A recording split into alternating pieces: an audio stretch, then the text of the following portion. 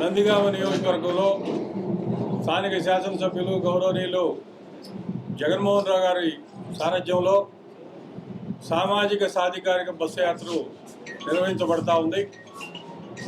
ఈ బస్సు యాత్ర ముఖ్య ఉద్దేశం ఈ ప్రభుత్వం జగన్మోహన్ రెడ్డి గారు ముఖ్యమంత్రిగా ఏర్పడిన దగ్గర నుంచి కూడా సామాజికంగా ఆర్థికంగా వెనుకబడినటువంటి వర్గాలన్నిటికీ కూడా సంక్షేమ ఫలాలను అందిస్తూ అలాగే వారిని అందరినీ కూడా అభివృద్ధి పదంలో పయనింపజేస్తూ ఈ 4.5 సంవత్సరాలలో వాళ్ళని ఆర్థికంగా అభివృద్ధి చేయడం జరిగింది. ఈ ప్రభుత్వం ప్రవేశపెట్టినటువంటి పథకాల ద్వారా సామాజికంగా వెనుకబడినటువంటి వర్గాలన్నీ కూడా ఎస్సీ, ఎస్టీ, బీసీ, మైనారిటీ వర్గాలన్నీ కూడా అద్భుతమైనటువంటి ఫలాలని అందుకోవటం జరిగింది. ఈ ప్రభుత్వం ప్రవేశపెట్టినటువంటి పథకాల ద్వారా వారి బిడ్డలందరూ కూడా మంచి విద్యను అభ్యసిస్తూ ఉన్నారు. ఆరోగ్యశ్రీ ద్వారా మంచి వైద్యాన్ని అందుకుంటా ఉన్నారు. అంతేకాకుండా వారి కుటుంబాలని ఆర్థికంగా మెరుగుపరుచుకుంటూ అభివృద్ధి చేసుకుంటా ఉన్నారు. వారిని ఆర్థికంగా ఆదుకోవడమే కాకుండా వారిని అందరినీ కూడా అధికారంలో భాగస్వాములను చేయాలని మరి ఈ ప్రభుత్వంలో 17 మంది మంత్రుల్ని బీసీ, ఎస్టీ, ఎస్టీ, మైనారిటీ వర్గాలకు సంబంధించినటువంటి వాళ్ళని 25 మందిలో 17 మందిని ఆ వర్గాలకి భాగస్వామ్యం కల్పించడం జరిగింది. అంతేకాకుండా మరి రాజ్యసభ సభ్యులు 4 బీసీలను నియమించడం జరిగింది. శాసనమండలి సభ్యులైతే అత్యధిక భాగం ఈ వర్గాలకే కేటాయించి అధికారంలో వాళ్ళందరినీ కూడా భాగస్వాములను చేసి వారి ద్వారా ఈ రాష్ట్రంలో పరిపాలన చేసి వారిని అందరినీ కూడా అత్యున్నతమైనటువంటి స్థానాల్లో కూర్చోబెట్టడం జరిగింది. ఇవి అన్నీ కూడా ఈ ప్రభుత్వం చేసింది, ఇంకా ఈ ప్రభుత్వం చేస్తుంది. రాబోయేటువంటి రోజుల్లో మరలా తిరిగి జగన్మోహన్ రెడ్డి గారిని ముఖ్యమంత్రిని చేసుకొని ఈ వర్గాలన్నింటినీ కూడా అభివృద్ధి చేయటం, వాళ్ళందరినీ కూడా అధికారంలో భాగస్వామ్యాలను కల్పించడం కోసం ఈ కార్యక్రమాన్ని నిర్వహించడం జరుగుతూ ఉంది. ఇంతవరకు ఏ ముఖ్యమంత్రి చేయనటువంటి కార్యక్రమాన్ని ఈ భారతదేశంలో ఏ రాష్ట్ర ప్రభుత్వం కూడా తీసుకున్నటువంటి కార్యక్రమాల్ని ఎస్సీ, ఎస్టీ, బీసీ, మైనారిటీలు, అగ్రవర్ణాల్లో ఉన్నటువంటి పేదల కోసం ఈ ప్రభుత్వం తీసుకోవడం జరిగింది. ఇవన్నీ కూడా ప్రజలకు వివరించి ప్రజలందరినీ కూడా చైతన్యవంతం చేసి మరి రాబోయేటువంటి రోజుల్లో మరలా తిరిగి జగన్మోహన్ రెడ్డి గారిని ముఖ్యమంత్రిగా చేసుకోవడం కోసం ఈ నియోజకవర్గంలో ఇక్కడ ఉన్నటువంటి శాసనసభ్యుడిని గెలిపించుకోవడం ద్వారా మరలా ముఖ్యమంత్రిగా జగన్మోహన్ రెడ్డి గారిని అవకాశం కల్పించాలని చెప్పి ప్రజలందరినీ కూడా విన్నవించడం కోసం ఈరోజు మా పార్టీకి సంబంధించినటువంటి ఎస్సీ, ఎస్టీ, బీసీ, మైనారిటీకి సంబంధించినటువంటి నాయకులు, మంత్రులు అందరూ కూడా ఇక్కడ రావడం జరిగింది. వారందరూ కూడా ఈరోజు జరగబోయేటువంటి బస్సు యాత్ర ద్వారా ప్రజలకి సందేశం ఇవ్వడం జరుగుతూ ఉంది. నందిగామ నియోజకవర్గంలో సామాజిక సాధికార బస్సు యాత్ర ఈరోజు ప్రారంభం కాబోతుంది. స్థానిక శాసనసభ్యులు సోదరులు డాక్టర్ జగన్మోహన్ రావు గారు ఆధ్వర్యంలో ఈ కార్యక్రమాన్ని ఘనంగా కూడా వేలాది మంది ప్రజానికి మధ్య ఈ కార్యక్రమాన్ని చేయడం చాలా సంతోషంగా ఉంది. మీరు 2019 నుంచి జగన్మోహన్ రెడ్డి గారు ముఖ్యమంత్రి ప్రమాణ స్వీకారం చేసినప్పటి నుంచి కూడా చూసుకుంటే కనుక ఒకసారి ఇదివరకు తెలుగుదేశం ప్రభుత్వంలో బీసీలని, ఎస్సీలని ఏ విధంగా వాడుకున్నారో మీకు అందరికీ కూడా తెలుసు. ఎవరైనా ఎస్సీలో పుట్టాలనుకుంటారని చెప్పని చంద్రబాబు నాయుడు ఎస్సీల గురించి మాట్లాడడం కానివ్వండి, బీసీలకి తోకలు కత్తిరిస్తామని చెప్పిన పరిస్థితి గతంలో చూసాం. కానీ ఈరోజు గౌరవ ముఖ్యమంత్రి గారు ఎస్సీలు కానీ, బీసీలు కానీ, మైనార్టీలు కానీ, ఎస్టీలు కానీ పరిపాలనలో భాగం చేస్తూ వాళ్ళందరికీ కూడా రాజ్యాధికారంలో పరిపాలనలో భాగం చేస్తూ ముందుకెళ్తున్న పరిస్థితి మనం చూస్తున్నాం.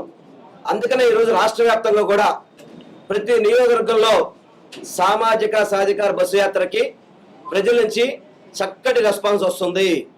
ఎందుకంటే గతంలో వీళ్ళందరినీ కూడా ఓట్ బ్యాంకులుగా వాడుకున్న పరిస్థితులు గతంలో చూసాం. కానీ ఈరోజు గౌరవ ముఖ్యమంత్రి గారి ఆధ్వర్యంలో వారి నాయకత్వంలో బడుగు బలహీన వర్గాలు కావచ్చు, ఆర్థికంగా వెనకబడిన అందరికీ కూడా ఈ ప్రభుత్వం తోడుగా ఉంటుంది, ఈ ప్రభుత్వం అన్ని విధాలా సహాయం చేస్తుంది అని చెప్పే విధంగా గౌరవ ముఖ్యమంత్రి గారి యొక్క కేబినెట్ కూర్పు నుంచి చూసుకుంటేనే మనకి ఇవన్నీ కూడా అర్థమవుతున్నాయి. కేబినెట్ కూర్పులే కాదు, మీరు అనేక నామినేట్ పోస్టులు కూడా చూసుకుంటే గనక ఏదైతే ఇదివరకు ఎస్సీలు కానీ బీసీలు కానీ ఎక్కడైతే రిజర్వేషన్స్ ఉంటాయో అక్కడే వాళ్ళకి పదవులు వచ్చే పరిస్థితి గతంలో చూసాం. ఈరోజు ఓసీల దాంట్లో కానీ ప్రతి ఒక్క దాంట్లో కూడా బడుగు బలహీన వర్గాలకి అవకాశం కల్పిస్తున్న మన ముఖ్యమంత్రి గారికి ఎప్పుడు ఎన్నికలు వచ్చినా కానీ రేపు రానున్న 2024 ఎన్నికల్లో ఘన విజయం చేకూర్చడానికి ఈరోజు ఆంధ్ర రాష్ట్ర ప్రజలందరూ కూడా ఒక్కటయ్యారని చెప్పడానికి ఈ సామాజిక సాధికార బస్సు యాత్రే ఉదాహరణ అని చెప్పి తెలియపరచుకుంటున్నాం.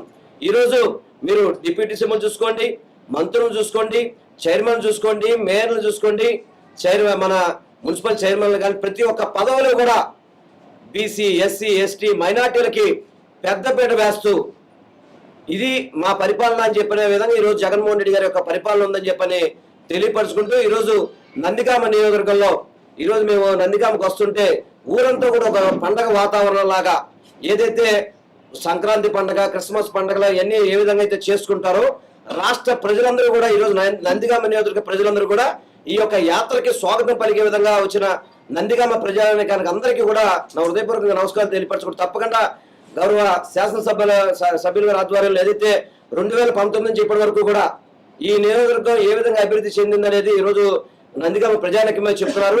జగన్మోహన్ రెడ్డి గారి నాయకత్వంలో ఇక్కడ డాక్టర్ జగన్మోహన్ గారి నాయకత్వంలో తప్పకుండా వైఎస్ఆర్సీపీ జెండా రెపరెపలాడుతుందని చెప్పని మీ అందరికీ తెలియపరచుకుంటూ ఈరోజు ఇచ్చేసి అందరికీ కూడా నా హృదయపూర్వక నమస్కారాలు తెలియపరచుకుంటాను. గత 4.5 సంవత్సరాల్లో దాదాపు 50% జీడిపి వృద్ధిని మనం నమోదు చేసాం. 16వ ర్యాంకు నుంచి 4వ ర్యాంకుకి ఆంధ్రప్రదేశ్ వచ్చే విధంగా ఇవన్నీ ఆర్బీఐ నామ్స్ గణాంకాల ప్రకారంగా మనకు తెలియజేస్తా ఉంది. అలాగే తలసరి ఆదాయంలో కూడాను అంతకు ముందు 2019 ముందు మనం దాదాపు 17వ స్థానంలో ఉన్నాం. మన జగన్ గారి ప్రభుత్వం వచ్చిన తర్వాత మనం 9వ స్థానానికి చేరుకున్నాం.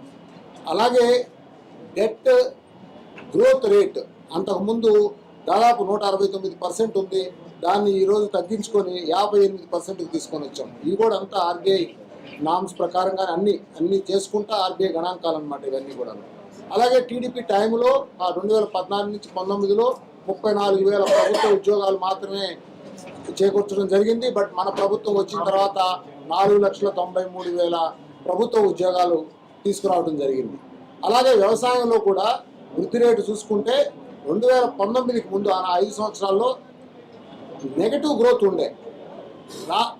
మన దేశంలోనే 27వ స్థానంలో ఉన్నాం మనం. అలాంటిది మన 4.5 సంవత్సరాల్లో మనము +6%కి వచ్చి ఇప్పుడు ఈరోజు 6th ప్లేస్లో ఉన్నాం. ఆ విధంగా దేశంలో ఒక మంచి ప్లేస్కి మన వ్యవసాయం గణాంకాలు ముందుకు వచ్చినాయి.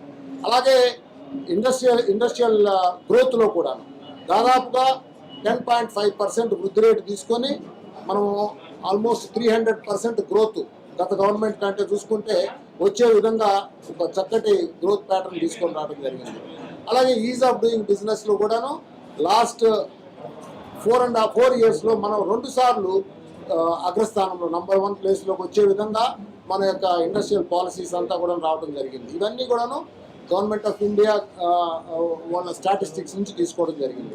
అలాగే ఎంఎస్ఎంఈలు కూడాను అంతకుముందు 37,956 ఎంఎస్ఎంఈ యూనిట్స్ ఉంటే మన ప్రభుత్వం వచ్చిన తర్వాత దాదాపు 1,88,000 అంత గొప్పగా ఎంఎస్ఎంఈలు రావడం, దాదాపు 12.5 లక్షల మందికి కొత్తగా ఉద్యోగ అవకాశాలు ప్రైవేట్ సెక్టర్లో కూడా రావడం జరిగింది. అలాగే పెద్ద పెద్ద ఇండస్ట్రీస్ రిలయన్స్ కానీ, అదానీస్ కానీ, టాటాస్ కానీ, హీరో కానివ్వండి, అలాగే జిందాల్, గ్రాసిమ్ అంతా కూడాను ఒక మంచి ఇన్వెస్ట్మెంట్ తీసుకొని రావడం జరిగింది. అలాగే మీ అందరికీ తెలిసి ఇన్వెస్టర్ సమ్మిట్లో దాదాపు 13.5 లక్షల కోట్ల రూపాయల ఇన్వెస్ట్మెంట్స్ కమిట్ చేయటమే కాకుండా అందులో దాదాపు 8 లక్షల కోట్ల రూపాయలకు సంబంధించినటువంటి డెవలప్మెంటల్ యాక్టివిటీస్ అంతా కూడాను ఆల్రెడీ గ్రౌండ్లో స్టార్ట్ చేయడం జరిగింది. ఇక ఎడ్యుకేషన్ ఇన్ఫ్రాస్ట్రక్చర్ అంతా మీకు తెలుసు, గత ప్రభుత్వం కంటే మనం ఏ విషయంలో చూసినా కానీ బ్రహ్మాండంగా ఒక ట్రాన్స్ఫర్మేషనల్ చేంజ్ తీసుకొని రావడం జరిగింది. అందులో నాడు నోడి స్కూల్స్ కిందనే దాదాపు 7,000 కోట్ల పైచిలకు రూపాయలు ఖర్చు చేయడం జరిగింది. అలాగే ఎక్కడ చూసినా అంతా కూడా ఇంటర్నెట్ లెర్నింగ్ తీసుకురావడం జరిగింది, ఇంటరాక్టివ్ ప్లాట్ఫామ్స్ తీసుకుని రావడం జరిగింది. అండ్ ఒక బ్రహ్మాండమైనటువంటి ఒక కొత్త తరం ఆలోచనలకు తగిన విధంగా మన విద్యా వ్యవస్థని ముందు చేసుకోవడం జరిగింది. అలాగే ఆరోగ్యానికి సంబంధించిన దానికి కూడాను అంతకుముందు 5 ఏళ్లలో 28,000 కోట్లు ఖర్చు పెడితే మన 4 ఏళ్లలోనే దాదాపు 42,000 కోట్ల రూపాయల పైచిలకు మనం ఖర్చు పెట్టడం జరిగింది. తర్వాత ఈ 4 సంవత్సరాలనే 10,000 పైచిలకు వైఎస్ఆర్ విలేజ్ క్లినిక్లు, అలాగే 1140 ప్రాథమిక ఆరోగ్య కేంద్రాలు, తర్వాత 528 అర్బన్ క్లినిక్లు కూడా ఏర్పాటు చేయడం జరిగింది. సో ఏ విధంగా చూసినా కానీ మనము ఆరోగ్యంలో కూడా ఒక కొత్త తరం ఆలోచనలు తీసుకురావడం జరిగింది. అలాగే మనకి ఇన్ఫ్రాస్ట్రక్చర్ డెవలప్మెంట్ కింద మనం ఒకసారి చూసుకుంటే ఇంతకు ముందు అంతా కూడాను 70 సంవత్సరాలలో మనము కేవలం 6 ఓడరేవులు, 5 ఫిషింగ్ హార్బర్లు ఉండేవి, 11 మెడికల్ కాలేజెస్ ఉండేవి. కానీ జగన్ గారి ప్రభుత్వం వచ్చిన తర్వాత ఈ 4.5 ఏళ్లలో 4 పోర్ట్లు, 10 కొత్త ఫిషింగ్ హార్బర్లు, 2 విమానాశ్రయాలు, 17 మెడికల్ కాలేజీలు, తర్వాత 3 ITS జెట్లు, ఇవన్నీ కూడాను మొత్తం బ్రహ్మాండమైనటువంటి డెవలప్మెంట్ తీసుకుంటా ఉన్నాయి. అలాగే రైతు భరోసా కేంద్రాలు కూడాను దాదాపు 10,778 పైచిలకు రైతు భరోసా కేంద్రాలు, అలాగే 10,000 పైచిలకు వైఎస్ఆర్ హెల్త్ క్లినిక్లు, 15,000 పైచిలకు సచివాలయాలు కూడా ఏర్పాటు చేయడం జరిగింది. ఇక తర్వాత ఇళ్ల పట్టాలకు సంబంధించి తెలిసి 31 లక్షల ఇళ్ల పట్టాలు ఇచ్చాము. అందులో 22 లక్షల ప్లేసెస్లో అంతా కూడాను హౌసింగ్ కన్స్ట్రక్షన్ అంతా జరుగుతుంది. ఇవన్నీ చూసుకుంటే ఏంటంటే ఈ గణాంకాలు ఇవన్నీ కూడా RBI గవర్నమెంట్ ఆఫ్ ఇండియా గణాంకాలు అన్నమాట. సో ఇందులో మనం ఏ విధంగా చూసినా కానీ బ్రహ్మాండమైనటువంటి డెవలప్మెంట్ తీసుకురాగలిగాము. అన్ని సూచికల్లో మనం దేశంలోనే ఒక మంచి ప్లేస్లోకి వచ్చే విధంగా చేశాము. ఇందులో తప్పనిసరిగా SC, ST, BC మైనారిటీలకి మోర్ దాన్ 75% వాళ్ళ ఇన్వాల్వ్మెంట్, వాళ్ళకి ఆ బెనిఫిట్ వచ్చే విధంగా ఈ యొక్క ప్రోగ్రామ్స్ అన్ని ఎక్కువగా స్ట్రక్చర్ చేయబడి అని చెప్పి తెలియజేయడం కోసం ఈరోజు మనకి నందిగామ నియోజకవర్గంలో జగన్మోహన్ రావు గారి నాయకత్వంలో మనం ఏ రకమైనటువంటి డెవలప్మెంట్ తీసుకొచ్చామో అవన్నీ కూడా జగన్మోహన్ రావు గారు చెప్తారు. వాటిని మనం ప్రజలకంతా చెప్పాలి, చేసిన మంచి పని ప్రజల దగ్గరికి తీసుకెళ్లాలనేటటువంటి దృక్పథంతో ఈ బస్సు యాత్ర చేపట్టడం జరిగింది. దీని ద్వారా ఈరోజు మా ముఖ్య నాయకులు, మా స్టేట్ ముఖ్య నాయకులందరూ కూడాను వచ్చి వాళ్ళందరూ కూడా వ్యూస్ ప్రజెంట్ చేయడం జరుగుతుంది. చాలా సంతోషం. కేవలం సగానికి సగం బడ్జెట్ని పేదలకి నేరుగా వాళ్ళ అకౌంట్లోనే ఇచ్చినటువంటి ప్రభుత్వం జగన్మోహన్ రెడ్డి గారి ప్రభుత్వం. దాదాపుగా 4,69,459 కోట్ల రూపాయలు నేరుగా అకౌంట్లో పడ్డాయి. ఇది half of the 5 years budget. ఇది ఎక్కడా జరగలేదు. ఇది సంక్షేమ విప్లవం. దీనికి వాళ్ళు పెట్టిన పేరు వృద్ధి లేదన్నారు. ఇప్పుడు వృద్ధికి సంబంధించిన గణాంకాలన్నీ మన రాజ్యసభ సభ్యులు చెప్పారు. మీకు విద్యలో ఏ స్థానంలో ఉన్నాం, వైద్యంలో ఏ స్థానంలో ఉన్నాం, అదేవిధంగా తలసరి ఆదాయంలో ఎక్కడున్నాం, వ్యవసాయ రంగంలో ఎక్కడున్నాం, అలాగే ఈ GSDPలో ఎక్కడున్నాం, ఇవన్నీ కూడా గణాంకాలు తెలియజేస్తున్నాయి. కుటుంబ అభివృద్ధి, రాష్ట్ర అభివృద్ధి, దేశాభివృద్ధి, జీవన ప్రమాణాలు మెరుగుపడాలా, ప్రజలకి విద్య, వైద్యం, గృహం, ఆర్థికపరమైనటువంటి వెసులుబాటు ఇవ్వాలంటే జగన్మోహన్ రెడ్డి గారి ఉద్దేశం. తద్వారానే మాత్రమే రాష్ట్రం యొక్క అభివృద్ధి వస్తుంది. దానికి సూచికలు ఇవన్నీ. తలసరి ఆదాయం కావచ్చు, వ్యవసాయం కావచ్చు, విద్య కావచ్చు, మీరు ఏది తీసుకున్నా సరే, పరిశ్రమలు కావచ్చు, ఉద్యోగాలు కావచ్చు, ఏదైనా సరే దాంట్లోనే ఇమిడి ఉన్నాయని అందరూ చెప్తున్నారు, ప్రపంచ మేధావులు చెప్తున్నారు. అదే జగన్మోహన్ రెడ్డి గారు చేసి చూపించారు. అదేవిధంగా ఎంపవర్మెంట్లో ఇది SC కాన్స్టిట్యున్సీ అయినా సరే మనకున్న ఎంపవర్మెంట్ తోటి మనం ఏం చేయగలిగాం. నందిగామలో ఏం జరిగిందో మీ అందరూ తెలుసు. 100 బెడ్ హాస్పిటల్ కావచ్చు, లేకపోతే RDO ఆఫీస్ కావచ్చు, టౌన్ పోలీస్ స్టేషన్ కావచ్చు, కేంద్రీయ విద్యాలయానికి సంబంధించిన వర్క్ కావచ్చు, CM రోడ్డు కావచ్చు, మీరు ఏదైనా తీసుకోండి. ఇవన్నీ కూడా మనం ఇండిపెండెంట్గా ఎలా చేయగలిగాం. ఇక్కడ శాసనసభ్యులకి తగినంత స్వేచ్ఛ ఉంది, అలాగే మనం చెప్పే మాటకి విలువ ఉంది. కాబట్టి ఖచ్చితంగా మన ప్రతి మాటని ప్రభుత్వం కన్సిడర్ చేస్తుంది, మనకు కావాల్సినవన్నీ చేస్తుంది. దీనికి ఎవరి ద్వారానో ఎవరినో సలహాలు తీసుకునే పరిస్థితి కాకుండా మన కాళ్ళ మీద శాసనసభ్యుడిగా మనం ఏం చేయగలం అనే దానికి తార్కాణం నందిగామే. మీకు తెలిసిందే, నేను కొత్తగా చెప్పేది ఏం లేదు. ఏ విధంగా రోడ్స్ డెవలప్ చేస్తున్నాం, ఏ విధంగా మనం పెద్దపేట వేసాం అనేది మీ అందరికీ తెలిసిందే. కాబట్టి ఇవన్నీ ప్రజలకు తెలియజేయాల్సిన బాధ్యత మనకు ఉంది. కాబట్టి ఈవేళ ఈ యాత్ర బెస్ట్ ఎగ్జాంపుల్. నందిగామ సామాజిక సాధికారతకు సంబంధించి నందిగామకి మించిన మంచి ఉదాహరణ ఎక్కడ ఉండదు. దానికి ఇంకా బెస్ట్ ఎగ్జాంపుల్ అరుణ్ గారికి ఇక్కడ ఎమ్మెల్సీ ఇచ్చారు. ఒకే కుటుంబం నుంచి ఎస్సీ సామాజిక వర్గానికి సంబంధించి పార్టీకి కట్టుబడి ఉంటే ఏ స్థాయికైనా జగన్మోహన్ రెడ్డి గారు తీసుకెళ్తారనే దానికి ఉదాహరణ నా సోదరుడు ఎమ్మెల్సీయే కాదు, ఈ రాష్ట్ర ఎస్సీలకి సంబంధించిన నలుగురు అధ్యక్షుల్లో ఒక అధ్యక్షుడు. మాకు కావలసినంత స్వేచ్ఛ ఉంది కాబట్టి నందిగామని మనం మార్చగలిగాం. Thank you very much.